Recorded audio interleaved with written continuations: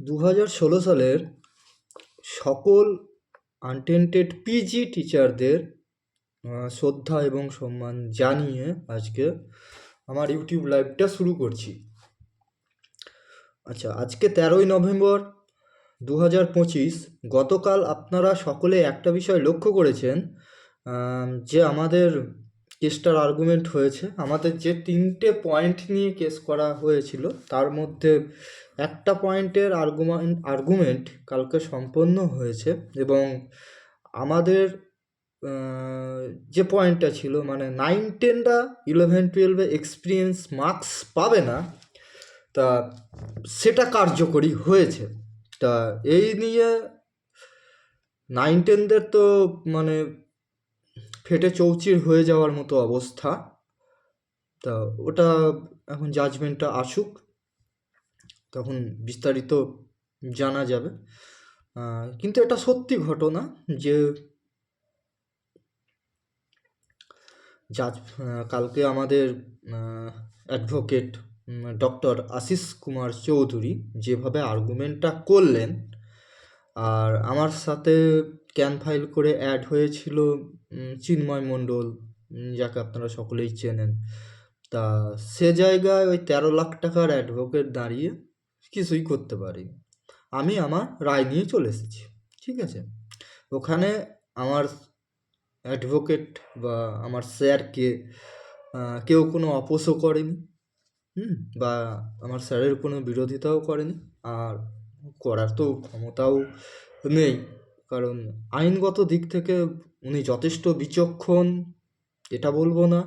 2018 সালে merit panel আমার তত্ত্বাবধানে কিন্তু উনিই প্রকাশ করেছিলেন এবং পরবর্তী ক্ষেত্রে ইতিহাস কেসের মামলা হয়, মেরিটকে চ্যালেঞ্জ জানিয়ে মামলা হয়। ইতিহাস কেসের মামলা আপনারা সকলেই জানেন যে 17 জন প্রথম পিটিশনার ছিল 9-10-এ, তো তার মধ্যে 15 জন টিচার চাকরি পেয়েছিল 1 নাম্বার করে বাড়ার ফলে। তারপরে মেরিট দিচ্ছিল না, মানে মেধা তালিকা যেটাকে বলা হয়, আমাদের রিটেন মার্কস, ইন্টারভিউ মার্কস, আমাদের বয়স কত, অ্যাকাডেমিক স্কোর কত ইত্যাদি বিষয়গুলো দিচ্ছিল না। সেই নিয়ে চ্যালেঞ্জ জানিয়ে মামলা করা হয়, কিন্তু পিটিশনার সেরকম না থাকার ফলে আমরা কিন্তু মামলাটা টানতে পারিনি। পেন্ডিং অবস্থায় দীর্ঘদিন ধরে ছিল। বিচারপতি দেবাংশু বসাক এবং বিচারপতি সাব্বার রশিদির ডিভিশন বেঞ্চ সেটা খারিজ করে দেয়। তো এর সাথে রিসিউ কেসটাও ছিল ওয়াসিম মুন্সিয়াসগড়ে, ওটাও আমার তত্ত্বাবধানেই করা। তারপরে আপনার যে মামলার কথা বলবো, যে প্যানেল বার হলো 2022 সালে, যেটা মেরিট প্যানেল। প্রথম প্যানেলটা নাম্বার ছাড়া প্যানেল, ওটা আমি বার করেছিলাম ফার্স্ট কাউন্সিলিং স্টে করিয়ে, মানে পিজির ফার্স্ট কাউন্সিলিং স্টে করিয়ে, কারণ প্যানেলটা দিচ্ছিল না কমিশন। তার আগে একটা করে রেজাল্ট কার্ড দিয়েছিল, কিন্তু প্যানেলটা দিচ্ছিল না। সেটা কেস করে বার করেছিলাম পিজির ফার্স্ট কাউন্সিলিং স্টে করিয়ে 2018 সালে। তারপরে যখন মেরিট প্যানেল বার হয় তখন দেখলাম সেখানে আমার ইন্টারভিউ নাম্বার 0.5 কমে গেছে। তা আমি যে বিষয়টা নিয়ে আমি আগেই জানি, ইতিহাস প্রশ্ন উত্তর ভুল মামলা যেহেতু আমি আগে করেছিলাম পিজি টিচারদের পক্ষ থেকে 6 জন মিলে 6 রকম ক্যাটাগরি, সুতরাং 4 নাম্বার করে বেড়েছিল। এটা কিন্তু কমিশন সবাইকেই বরাদ্দ করেছিল তৎকালীন সময়ে বা 2018 সালে। তারপরে যে বিষয় সেটা হচ্ছে যে মেরিট প্যানেল পাবলিশ করার ফলে আমার কিন্তু 0.5 নাম্বার কমে যায়। তা ওটা নিয়েও মামলা দায়ের করি। তা অ্যাডভোকেটের গাফিলতির ফলে সেই মামলাটা সম্পন্ন হয়নি। ওই মামলার অ্যাডভোকেট কিন্তু আশিসবাবু ছিলেন না। তারপরে যে মামলা সেটা হচ্ছে যে 2টো ট্রান্সফার সংক্রান্ত মামলা করি, বা ভ্যাকেন্সি যে দুর্নীতি হয়েছে সেটা নিয়ে 2023 সালে। তা বিচারপতি দেবাংশু বসাক এবং বিচারপতি সাব্বার রশিদের বেঞ্চে দেখবেন যে আমার নামে 2টো মামলা, আর আমার নামে 2টো মামলা, এবং মুন্সি ওয়াসিম আসগরের নামে একটা, ওটাও আমার পরিচালিত, এবং কৃষ্ণেন্দু দত্তর নামে একটা 9-10-এর ট্রান্সফার দুর্নীতি মামলা। এই মামলাগুলো খারিজ করে দেওয়া হয়। তা কোর্ট কেস নিয়ে আমার অভিজ্ঞতা কিন্তু কম নয়, ঠিক আছে। আপনারা যাদের মাধ্যম দিয়ে পরিচালিত হচ্ছে হচ্ছেন তাদের কিন্তু অভিজ্ঞতা জিরো। কোটি কোটি টাকা তুলে, পাবলিকের কাছ থেকে কোটি কোটি টাকা তুলে বা আপনাদেরকে গরু ছাগল ভেবে, হ্যাঁ, যে ধরনের গুলো করেছে, কালকে তার যথাযোগ্য প্রমাণ পেয়ে গেছেন। যে একটা বিষয় নিয়ে কালকে আর্গুমেন্টটা স্টার্ট হয় যে আমার করা এসএলপি অভিজিৎ সাধুকার 41453 আমারই করা এসএলপি ওটা। তা সেই এসএলপি নিয়েই কিন্তু জাজমেন্ট স্টার্ট হয়। তাছাড়া তাদের কোনো হাতে কোনো ডকুমেন্টস ছিল না 10 নম্বরটাকে বাঁচানোর জন্য। ওকে, এটাই ছিল কেসের মাদার কপি। তারপর কি দেখতে পেলাম যে আমাদের সিরিয়ালটা 14 নম্বরে লিস্টেড ছিল। তা সেখানে প্রথমে আমাদের অ্যাডভোকেটকে যখন অ্যাডভোকেট স্টার্টিং শুরু করলো যে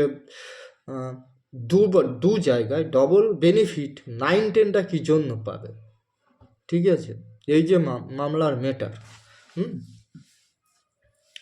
তা এটা দেখতে পেলেন সকলে যে তাকে বিরোধিতা করারও কেউ ছিল না।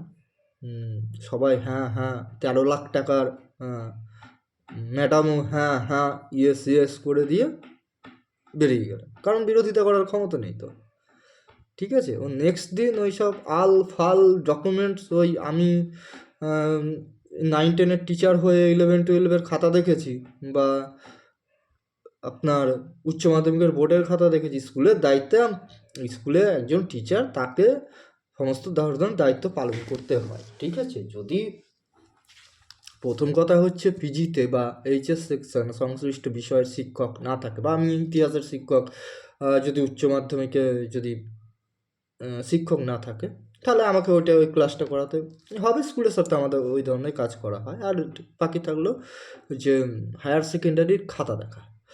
তা সেটা যদি এখন স্কুল কর্তৃপক্ষ আপনাকে ঠিক করে দেয়, তাহলে আপনাকে সেটা দেখতে হবে। সুতরাং এই কেস, এই আলফাল কেস সাজিয়ে পিটিশনারদের কাছ থেকে টাকা তুলে আমার সাথে লাগতেছেন না, ঠিক আছে, পারবেন না।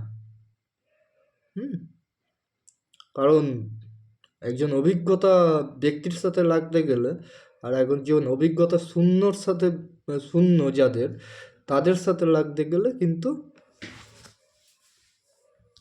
তুলনা করাটা ঠিক হবে না। ওইসব আলফাল কেস সাজিয়ে পারবেন না। চিন্ময় মণ্ডল 13 লাখ টাকা লয়ার নিয়ে সব পারেনি, ঠিক আছে। আমার কেসের ব্রিফ ধরেই বা ড্রাফট ধরেই আর্গুমেন্ট শুরু হয়, হ্যাঁ, যে সেখানে কি বলা হয়েছে অভিজিৎ সাধুকার কেসে, ঠিক আছে। আচ্ছা, এবার পয়েন্টে আসি। তাহলে আমার একটা পয়েন্ট কিন্তু আমরা পিজি যারা টিচার তারা কিন্তু জিতে গেলাম। 9-10-এর টিচারকে 11-12-এ আসতে দেওয়া হবে না, এটা অমৃত ম্যাডাম নোট ডাউন করেছেন। এবার অর্ডারটা দেখা যাক কবে বার হয়। ওকে, দ্বিতীয় যে পয়েন্ট সেটা হচ্ছে যে ডেমোতে যারা 11-12-এর আনটেন্টেড টিচার আছেন তারা কিন্তু ফুল মার্কস পাবেন। ওকে, এটা হচ্ছে আমাদের মামলার বিষয়। যেহেতু তারা 7-8 বছর ধরে কোনো একটা স্কুলে দীর্ঘদিন ধরে পড়িয়ে চলেছেন, ঠিক আছে, তাহলে তাদের কাছ থেকে ডেমো নেওয়ার অর্থ হলো যে অপমান করা। তাহলে এই অপমান করা বিষয়টা আমি কিন্তু আদালতে তুলে ধরেছি। সুতরাং 11-12-এর টিচাররা ডেমোতে 10 নাম্বার পাবেন। কিন্তু কারা পাবেন এখানে প্রসঙ্গ, দেখুন কথার মধ্যে ডিফারেন্স আছে। ডিফারেন্স যদি আপনি না বুঝতে পারেন তাহলে কিন্তু আপনার দুর্বলতা ওই জায়গায়। আমি বলেছি যে 10 নাম্বার ডেমনস্ট্রেশন নিয়ে আমি কেস করেছি, তাহলে এই ডেমনস্ট্রেশনের মার্কসটা কারা পাবেন? ওকে, প্রথম কথা হচ্ছে ডেমনস্ট্রেশনের মার্কসটা শুধুমাত্র পিটিশনাররা পাবেন।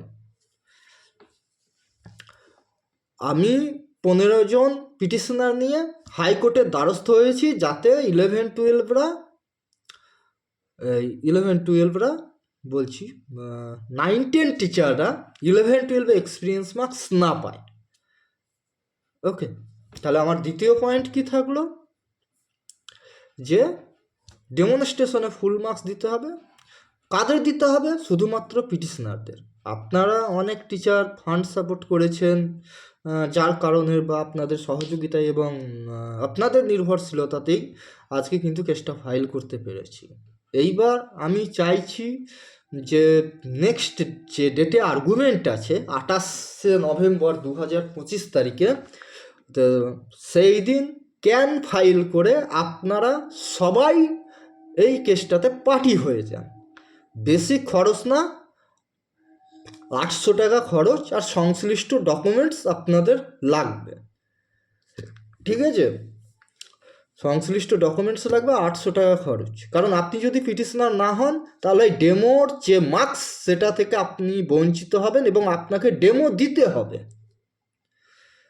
ওকে, তাহলে যদি ক্যান ফাইল আমি না করতে পারি এই সুবিধা কিন্তু 15 জন পিটিশনার পেয়ে যাবেন।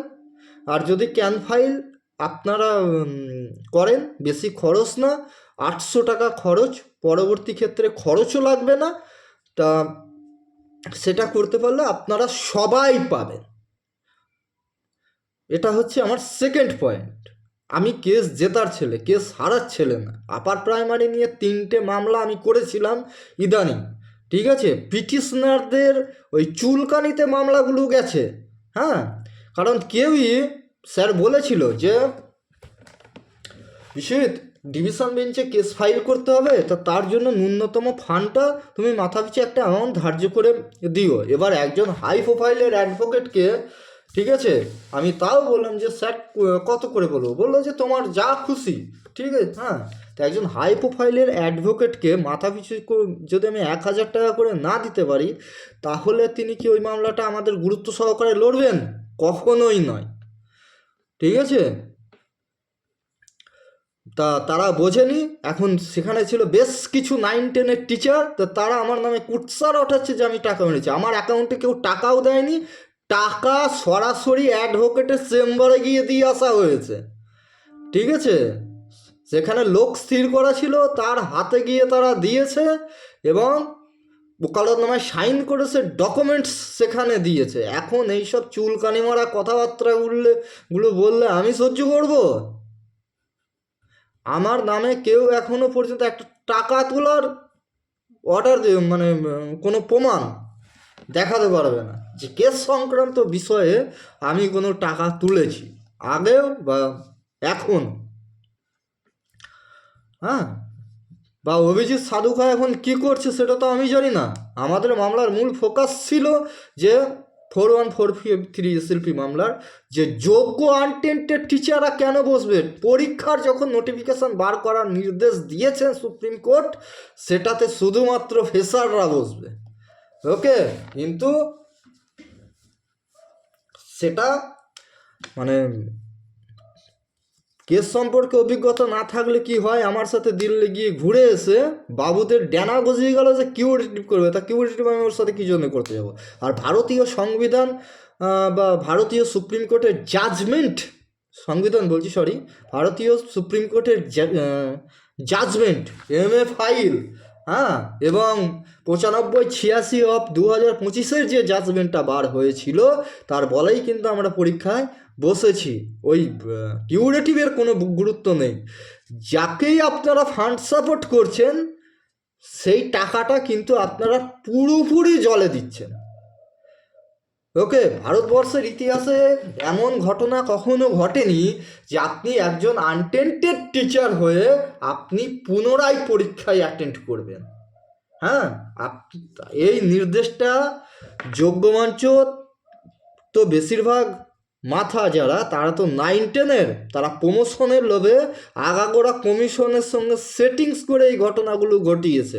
তারা প্যানেলও ডুবিয়েছে, রিভিউ ডুবিয়েছে, আপনাকে পরীক্ষায় বসিয়েছে, আপনাকে আন্দোলন করে মার খাইয়েছে।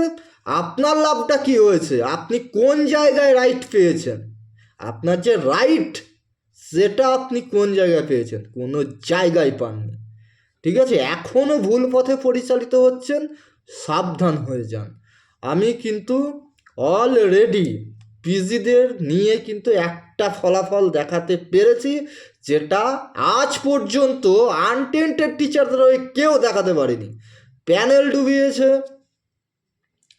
রিভিউ ডুবিয়েছে, আপনি পরীক্ষায় বসেছেন, আন্দোলনে গিয়ে থেকেছেন, ওদের অনশনে গিয়ে থেকেছেন যাতে আপনার চাকরিটা ফিরে আসে, কিন্তু ফলাফল কাঁচকলা। ওরা আপনাকে ডুবিয়ে ওদের প্রমোশনের ধান্দায় এই পরীক্ষাটা নেওয়া করিয়েছে। ওকে, তাহলে সবচেয়ে ক্ষতিগ্রস্ত হয়েছেন আপনি, একজন এইচএস টিচার। কারণ আমি যদি এই মামলাটা না করতাম, ওই 9-10গুলো সবই 11-12 এসে এক্সপিরিয়েন্স মার্কস পেত। ঠিক আছে, তবে মামলাটা আরও টানবে কমিশনকে, সেটা বিচারপতি অমৃতা সিনহা ম্যাডামও জানাতে বলেছেন যে কমিশন কি উদ্যোগ নেয়। ঠিক আছে, এখন কমিশন যদি উদ্যোগ নেয় যে না এটা ঠিক, আর কমিশন সাপোর্টও করবে আমাদের, কমিশন কখনো চায় না যে 9-10গুলোকে 11-12-এর চাকরি দিতে, বরং ফ্রেশাররা যদি 11-12-এর চাকরি পায় সেখানে কিছু লাভ আছে। ওকে, সেখানে সরকারের কিছু লাভ আছে, তাদের ভোট ব্যাংক বাড়বে, তাদের ফ্যামিলিতে চাকরিও পাবে। হ্যাঁ, এই সত্যি কথাগুলো অনেকের সহ্য তো হয় না, মানে তেল বোলানো কথা শুনতে আপনারা বেশ ভালোবাসেন, তা তেল বুলিয়ে বুলিয়ে আপনাদের মাথা থেকে কোটি কোটি টাকা ইনকাম করে যার কোনো হিসাবই নেই। হ্যাঁ, আর আপনাদেরকে ডোবানোর জন্যই আবার কিউরেটিভের নাম করে টাকা তুলছে। হ্যাঁ, আর আপনারা বোদ্ধার মতো টাকা দিয়ে যাচ্ছেন একজন এইচএসের টিচার হয়ে, মানে ঝাড়ের বাস নিজে কিভাবে নেবেন সেটা আপনাদের বোঝার ক্ষমতা নেই, মানে এতটাই অন্ধভক্ত আপনারা। এই আঁতেল মার্কা জিনিসগুলো থেকে বেরিয়ে আসুন। আপনারা তো সকলেই শিক্ষক শিক্ষিকা, নিজেদের একটা তো বিচক্ষণ শক্তি বা বোধবুদ্ধি বলতে কিছু আছে, সেটাকে জলাঞ্জলি দেবেন না, ওদেরকে ফান্ড সাপোর্ট করবেন না। এখন যা করার আমি করব। ফেসবুকে আমি 2 দিন ধরে মানে বুঝিয়ে দিয়েছি যে 9-10-এর যারা টিচার, আনটেন্টেড টিচার, তারা কি চাইছে, তারা প্রমোশন ছাড়া আর কিচ্ছু চাইছে না। আমার পোস্টে প্রত্যেক মানে বেশ কিছু ম্যাডাম টিচার এসে কমেন্ট করেছে, ওপেন উলঙ্গ করে ছেড়ে দিয়েছে। ঠিক আছে, সোশ্যাল মিডিয়াতে, মানে তারা প্রমোশনের লোভে তাদের মান সম্মান পর্যন্ত খোয়াতে ব্যস্ত, এটা প্রমাণিত। আমার বিরুদ্ধে মামলা করে কিচ্ছু করতে পারবে না। ওকে, কারণ আমি এমনই একজন, ওয়েস্ট বেঙ্গলে কারোর ক্ষমতা হয়নি যে বিশ্বজিৎ বিশ্বাসের নামে কেস করা।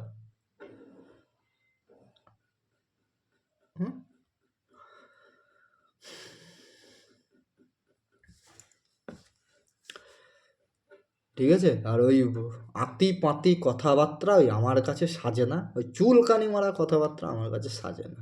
ঠিক আছে, আমি স্ট্রেট ফরওয়ার্ড ছেলে, মানে টিট টু ট্যাট, ইট ছুড়লে তোমাকে পাটকেল খেতেই হবে বাবা। হ্যাঁ, কারণ আমি চাইছি যেটা, যে পিজিরা পিজি পোস্টেই বহাল থাকুক, পরীক্ষাটা কোনো ম্যাটার না।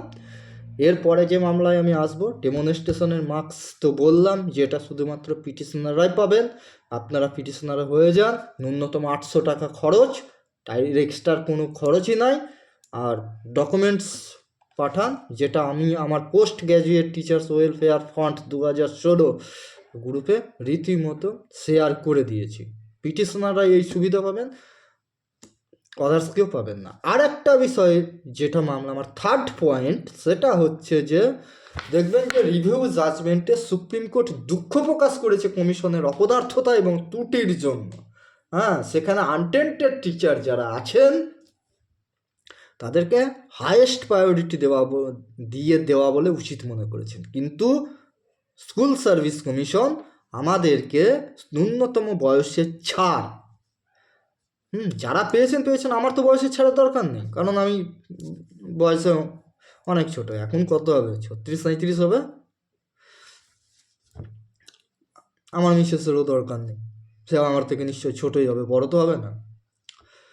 তা কি বলুন তো, যে আমরা কিন্তু কোনো বিশেষ সুবিধা পাইনি, সুতরাং কী সুবিধা আমাদের দেবে এটা কিন্তু আমি আদালতের কাছে নেক্সট যেদিন হিয়ারিং হবে সেদিন আমি জানতে চাইব।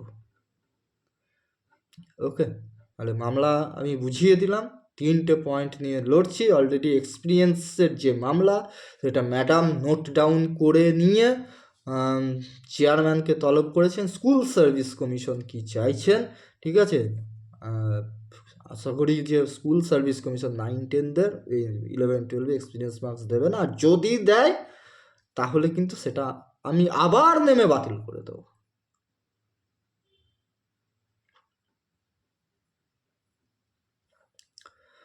আমি আবার নেমে বাতিল করে দেবো যদি 2 দিনের মধ্যে বা 2-1 দিনের মধ্যে আপনার ইন্টারভিউ লিস্ট বা ইন্টারভিউ প্যানেল গ্যাজেটে উল্লেখ অনুসারে যদি প্রকাশিত হয়, সেখানে যদি একটা 9-10 ওই ইন্টারভিউতে জায়গা করে নেয়, ওই ইন্টারভিউ প্যানেল বাতিল করে আবার ইন্টারভিউ প্যানেল বার করাবো। আমার একটা পিজি সহকর্মীকে বা 2016 সালের সহকর্মীকে ছাঁটাই হতে আমি দেব না। হ্যাঁ, সুতরাং সকল এইচএস লেভেলের টিচার, 2016 সালের আনটেন্টেড টিচার, তারা আমার সাথে থাকুন, পাশে থাকুন, সহযোগিতা করুন, মানসিকভাবে এবং আর্থিকভাবে পিটিশনার হন। যারা পিটিশনার হন, যাতে ডেমোতে ফুল মার্কসটা আপনারা পেতে পারেন। যদি আপনি অবহেলা করেন তাহলে ডেমোতে ফুল মার্কস আপনাকে দেবে না। এটা পিটিশনার ভিত্তিক রায় হবে, আমি বারবার বলছি, পিটিশনার ভিত্তিক রায় হবে। এই রায় কিন্তু পিটিশনার রায় পাবে এবং পিটিশনারদের ডেমো দিতে হবে না। যারা পিটিশনার হবে না তাদের কিন্তু ডেমো দিতে হবে। সুতরাং আপনি এই সুযোগ কেন ছাড়বেন? আপনার জন্য তো আমি লড়ছি, ঠিক আছে? এবার বিশ্বাস করুন, আসুন, নিজের লড়াই, নিজের অধিকারে সামিল হন। কোনো সমস্যা নেই। আপনাদের নির্ভরশীলতায় কিন্তু আমি কেসটা ফাইল করতে পেরেছি। আবারও বলছি, সমস্ত সংগঠনের পিজি যারা টিচার, তারা কিন্তু আমার সাথে অলরেডি যুক্ত।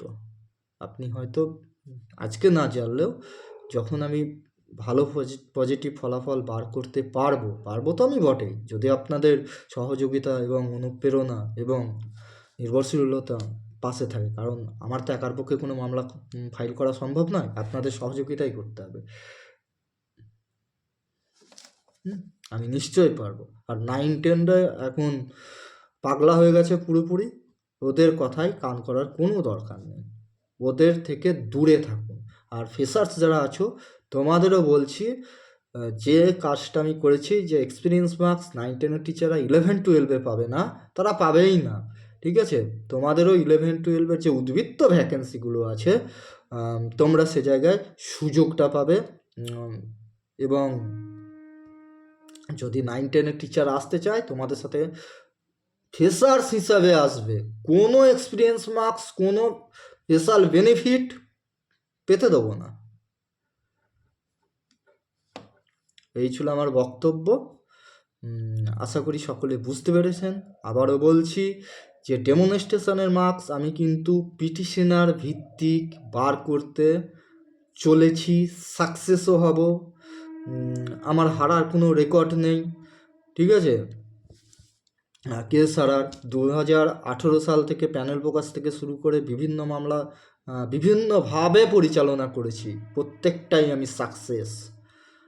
হ্যাঁ, সুতরাং সাকসেস আমি হবই, ঠিক আছে? এইসব আতিপাতি 9-10 যারা আপনাদেরকে ডোবালো, তাদের সংস্পর্শে এড়িয়ে চলুন। এই গণতন্ত্রের বুলি ওদের মুখেই বানায়। আপনার যখন চাকরিটা থাকবে না বা ডিমোশন হবেন বা পোস্টিং যখন বাড়ি থেকে শতক্রোশ দূরে গিয়ে পাবেন, ঠিক আছে, তখন কিন্তু এই গণতন্ত্র আপনার মানে বগল দিয়ে বেরোবে। হ্যাঁ, রাজনীতি, পলিটিক্স, এই সমস্ত কিন্তু আমি করি না, পছন্দও করি না। আমার ব্যক্তিগতভাবে কোনো পার্টিকে ভালো লাগতেই পারে, কিন্তু এইসব রাজনীতি, পলিটিক্স, মানুষের জীবন নিয়ে নোংরা খেলা, এগুলো কখনো পছন্দও করি না, করিও না। আর আমার কোনো অভাবও নেই, স্বভাবও নেই, ঠিক আছে? আমি প্রচণ্ড জেদি একটা ছেলে, যে কারণের জন্যই কিন্তু করতে পেরেছি এই কাজগুলো। হ্যাঁ, কারণ সেই কেস সম্পর্কিত 8 বছরের আমার যে অভিজ্ঞতা, ওই আপনাদের ওই নেতা বলুন যাই বলুন কাউরই নেই, আর আমার কাছে এসে কেউ টিকতেও পারবে না। ধন্যবাদ, সকলে ভালো থাকবেন। শুভরাত্রি জানিয়ে আমি আমার লাইভটা এখানেই শেষ করছি।